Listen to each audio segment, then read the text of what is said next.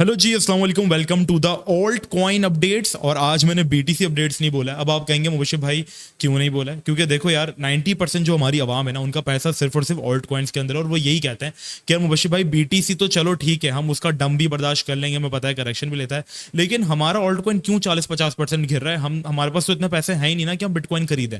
हमारे पास जो $200-300 पड़े वो हम ऑल्ट कॉइन्स में लगा रहे हैं, और ऑल्ट कॉइन्स की तो ऐसी की तैसी होती जा रही है। मीन्स बीटीसी डम कर रहा है तो ऑल्ट कॉइन्स गिर रहे हैं, बीटीसी पंप कर रहे हैं तो ऑल्ट कॉइन्स पंप नहीं हो रहे।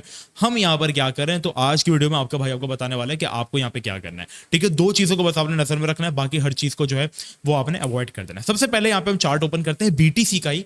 बीटीसी के हम थोड़ा सा देखो यार, ओवरव्यू करना जरूरी है, क्योंकि बीटीसी जो है ना वो अब्बू है, और जब अब्बू गिरते हैं तो फिर बच्चे खुद ही गिर जाते हैं। तो बच्चे जो है वो ऑल्ट कॉइन्स हैं, तो हमें सबसे पहले अब्बू को देखना जरूरी है। अब अब्बू मतलब बीटीसी जो है वो यहाँ पर इसने अपनी जो रेजिस्टेंस थी उसको काफी टाइम से इसके नीचे था, और जैसे इसके अबव यहाँ पे ब्रेकआउट किया, देख रहे हो ना कितनी खतरनाक रेजिस्टेंस थी ये।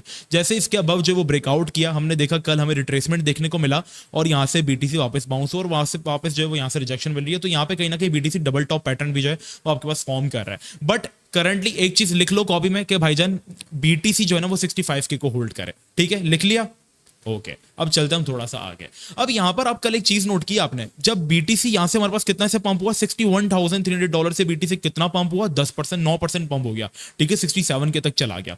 बीटीसी पंप हुआ तो ऑल्ट कॉइन्स भी हुए ही होंगे? नहीं, ऑल्ट कॉइन्स तो हुए ही नहीं। बीटीसी पंप हुआ तो ऑल्ट कॉइन शायद इथेरियम हमारे पास 4% पंप हुआ, हमारे पास 2900 से 3040 पर आ गया। फिर यहाँ पे कुछ ऐसा हुआ कि बीटीसी जो है ना वो कल थोड़ा सा गिर गया, मतलब सिर्फ $1000 गिर गया। ठीक है, 6-7 हजार डॉलर पंप हुआ और सिर्फ $1000 गिर गया। लेकिन इथेरियम जो है वो बहुत ज्यादा गिर गया, वो वहीं पर आ गया जहां से वो उठा था, वहीं पर आके गिर गया। लेकिन आज हम देख रहे हैं कि इथेरियम थोड़ा सा आउट परफॉर्म कर रहा है। इसका मतलब क्या हुआ? इसका मतलब ये हुआ कि पैसा आपके पास ऑल्ट कॉइन्स के अंदर आ रहा है, और जब तक ऑल्ट कॉइन्स के अंदर आएगा, जब तक बीटीसी 65 के को होल्ड करता है। ठीक है, क्योंकि अब ये जो रेजिस्टेंस को हमने ब्रेकआउट किया ना, दुआ करो कि यहाँ पे आपके पास होल्ड हो, इस तरीके से फेक आउट ना हो। अगर फेक आउट होते तो ऑल्ट्स की फिर से बहुत बुरे तरीके से लंका लगने वाली है।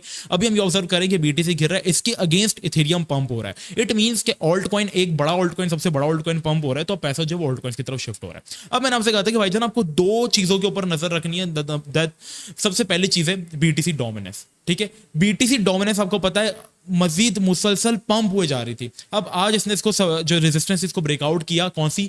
55.60 वाली। ठीक है, इसको ब्रेकआउट किया और इसके बाद वो रिटेस्ट कर रहा है।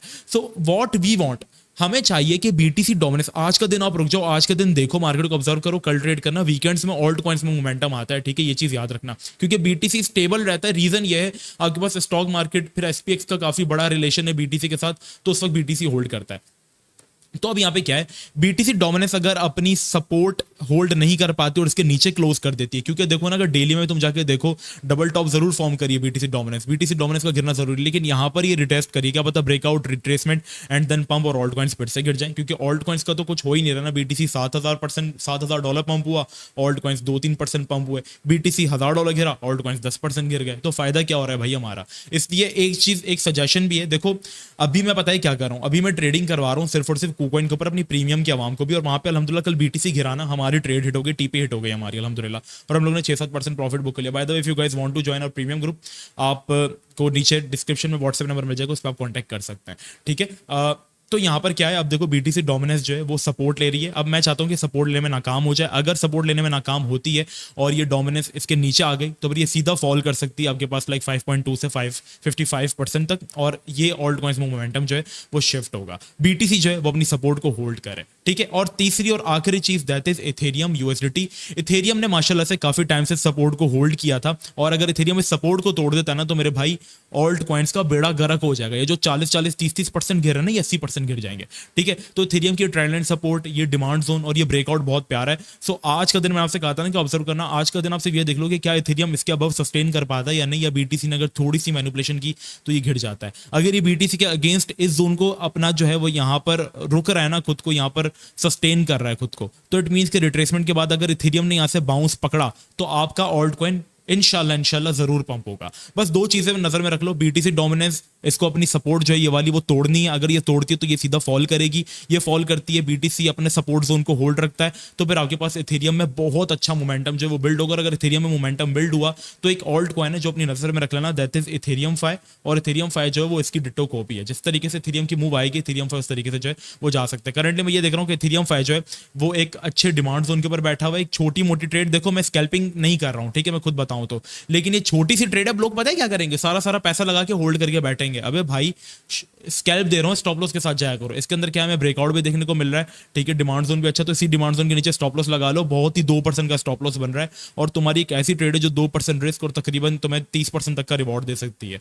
तो इस ट्रेड, इस कॉइन को मैं थोड़ा सा सजेस्ट करूंगा। थोड़ा सा रिस्की है लिटिल बिट, लेकिन खैर है, हम थोड़ा सा रिस्क जो है वो ले सकते हैं। अगर इथेरियम बाउंस हुआ इंशाल्लाह इथेरियम 5 में भी आपको अच्छा गेन देखने को जो है वो मिलेगा। बस इन दो चीजों को अपनी नजर में रख लेना। मजीद अपडेट्स के लिए फ्री व्हाट्सएप ग्रुप अभी के अभी ज्वाइन कर लो। मिलते हैं नेक्स्ट वीडियो में, अपना बहुत ही ज्यादा ख्याल रखना और सब्सक्राइब कर देना यार। अल्लाह हाफिज।